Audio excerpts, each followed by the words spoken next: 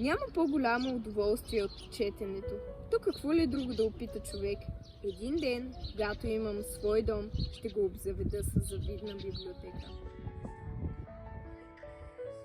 Не дей заради един определен човек да изменяш представите си за морал и почтеност. И не се мъчи да убеждаваш и себе си и мене, че егоизмът бил проява на благоразумие, а безразличието към последствията – гаранция за щастие. Има толкова видове любов, колкото и мигове във времето.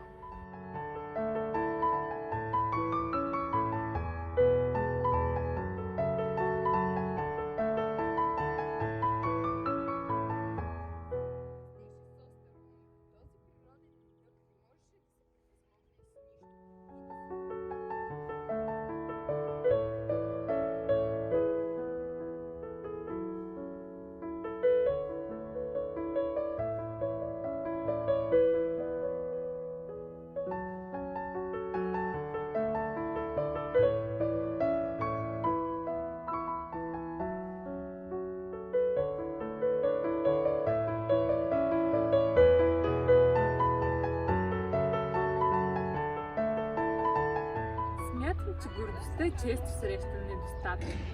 От всичко прочетено съм установила, че е широко разпространено явление и че хората по природа са склонни да изподават.